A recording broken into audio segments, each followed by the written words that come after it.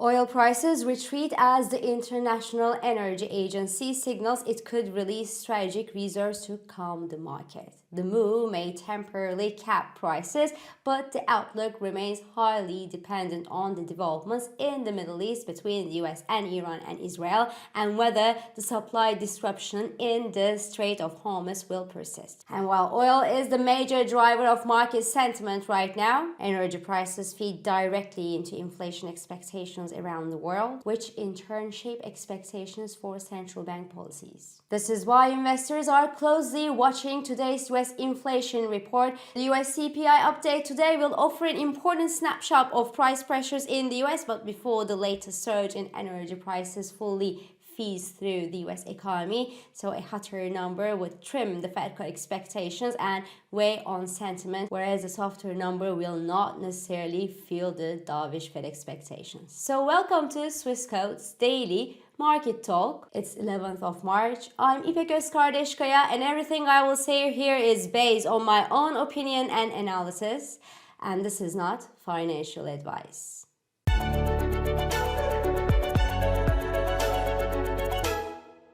This show is brought to you by Swissquote. So oil prices reversed Asian session gains again yesterday, pulling US crude all the way down to the $76 per barrel mark as the IEA announced that it would release a record amount of strategic reserves in reaction to the Middle East disruptions. The exact amount is not disclosed, but it will reportedly be more than 182 million barrels that were released during the Ukrainian invasion in 2022. There is talk that it could be around 300 to 400 million barrels. But as we discussed in earlier episodes, that amount still remains meager compared to around 100 million barrels that is consumed daily in the world and 45 million barrels that the IEA OECD countries consume per day. So it will be a temporary fix, yes, and it does keep oil prices in check this morning, but Middle East is now pumping less oil, around 6 million barrels less than before the war started, in reaction to the Iran war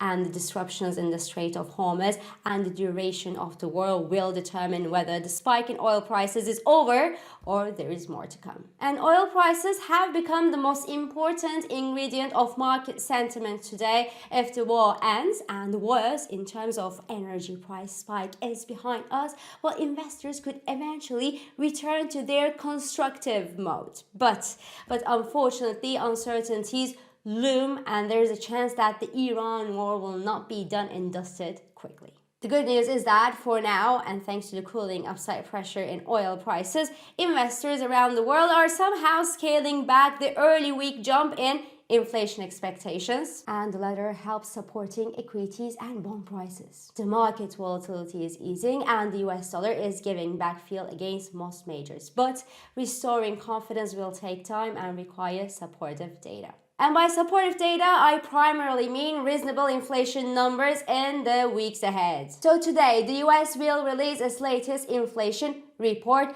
but the report that will come today will be backward looking, obviously, to February. So that was before the Middle East tensions burst, pushing energy prices higher, also threatening food prices via rising fertilizer prices that use natural gas to be produced and that are largely produced in the Gulf region. Now, that without even talking about the potential impact of US tariffs on US inflation, of course. So today's US CPI report will be taken with a pinch of salt. Investors will keep in mind that the March spike in energy prices will be adding a few basis points to inflation numbers in the coming months, as energy prices account for between a third and up to half of the change that we see in price pressures in a typical Western consumer portfolio, and it could even go beyond that if you put food prices and US tariffs into the mix. Still, the lower today's US CPI read, the better. US headline inflation may have steadied near the 2.4% level year on year, according to a consensus of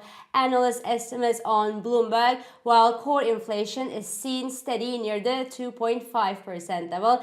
Then on Friday again this week, the US will be releasing its core PCE index for January. That is the Federal Reserve's favorite gauge of inflation and is expected to print a 3.1% rise in prices already in January. So these numbers remain high compared to the Fed's 2% target, and combined with the fact that the recent jump in energy prices will send inflation even higher, suggests that the Fed may not be in a position to cut the interest rates anytime soon. Activity on Fed funds futures still priced in a July rate cut with a 55% chance, more or less, and I believe that there is room there for hawkish readjustment. So how would such hawkish shift in Fed expectations resonate across global financial markets? Well, by pressuring the bond markets and backing a further upside move across US and other sovereign yields, that would then translate into a weak appetite for global risk assets. And yesterday's US bond auction was weak, for example. That is an example that there is not much appetite right now.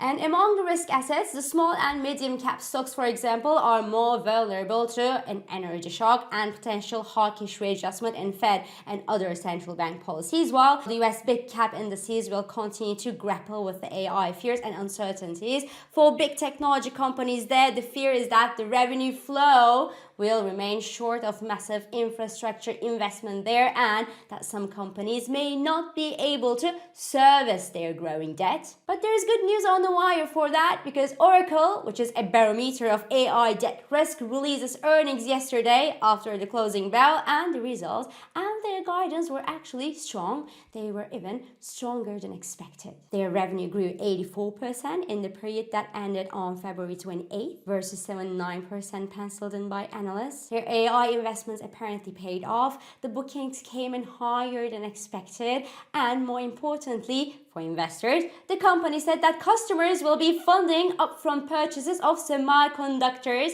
meaning that the company will not borrow more money to satisfy demand to deliver competing services. Investors loved what they heard. They reacted well. The shares jumped 8% in the after hours trading, also pushing Nasdaq futures slightly up. Amazon, on the other hand, saw very strong demand for its US bond sale, one of the largest ever for a corporate offering reportedly, which is an incredible contrast with the rising anxiety among investors regarding the big technology companies' leverage AI investments, right? So whether Oracle results will help lift sentiment among big technology investors remains to be seen. It looks like it will help, but the whole thing will also depend on overall macro conditions, where rate hikes or the Fed's inability to cut rates could prematurely reverse the rotation trade in favor of the US big technology companies, though I think that we will see a weaker conviction than what we saw between 2023 and 2025.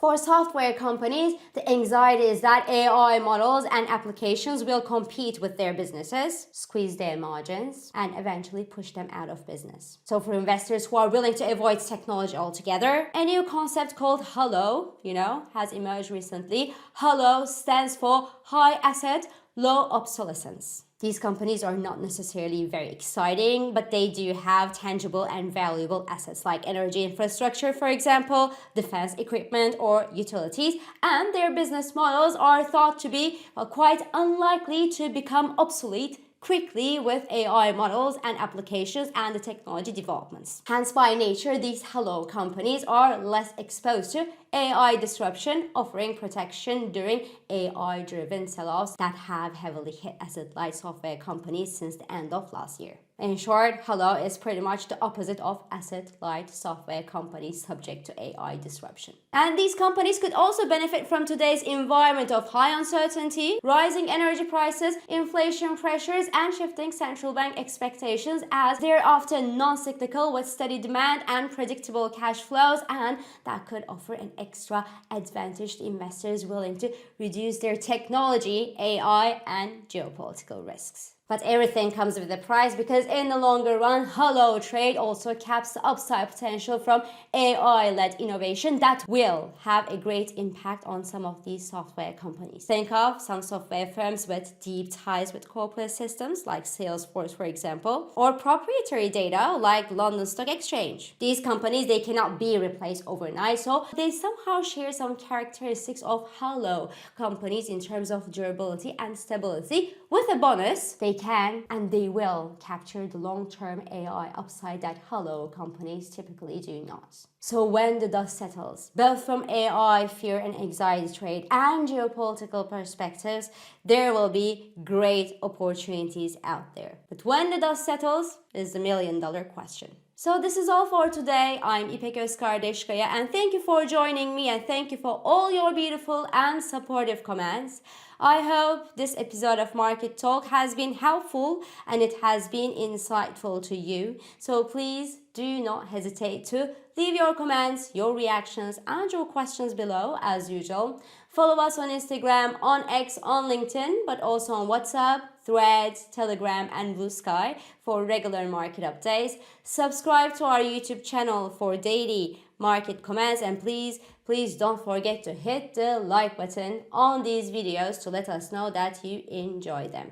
So I will meet you again tomorrow, and until then, good day trading. Trading and investing carry risks, including capital loss. CFDs in digital assets are volatile and not suitable for everyone. Swissquote assumes no responsibility for accuracy or losses from its use. Products and services are offered only where legally permitted.